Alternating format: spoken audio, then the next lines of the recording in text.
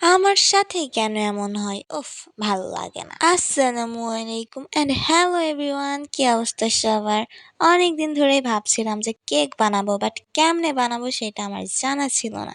তাই ইউটিউবে সার্চ করে নিয়েছিলাম এবং দেখছিলাম যে কিভাবে কেক রেসিপিটা বানায়। আর কেক বানানোর জন্য যা যা রেমিডিয়েন্টস লাগে সবগুলোই আমি অ্যারেঞ্জ করেছিলাম। দেন আমি কেক বানানো স্টার্ট করে দিলাম অ্যান্ড ডিমের যে সাদা অংশটা আছে সেটা আমি ভালো করে হ্যান্ড উইক্সের সাহায্যে গলিয়ে নিচ্ছিলাম, যেন কোনো রকম কোনো কিছু না থাকে। দেন একে একে সব রেমিডিয়েন্টসগুলো আমি এর ভিতর দিচ্ছিলাম এবং ফেটিয়ে নিচ্ছিলাম হ্যান্ড উইক্সের সাহায্যে। আমার এই ভিডিওতে ক্লিয়ারলি দেখা যাচ্ছে যে আমি এখানে মাত্র 4 টেবিল স্পুন চিনি অ্যাড করেছি, কিন্তু ইউটিউবের ভিডিওতে বলেছিল 1 কাপ অথবা হাফ কাপ চিনি ইউজ করতে।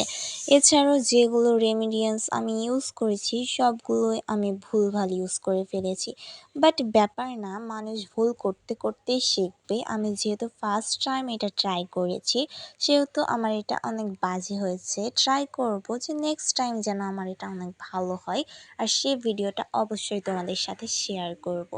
আমার আরও একটা ভুল হলো, আমি লাস্টে একদম হ্যান্ড স্পুনের সাহায্যে না করে হ্যান্ড উইক্সের সাহায্যে মিশ্রণগুলো মিশিয়ে নিচ্ছিলাম, আর এই জায়গাটাই আমার ভুল হয়েছে। তাই আমার কেকের স্ট্রাকচারটাই একদম উল্টাপাল্টা হয়ে গিয়েছে।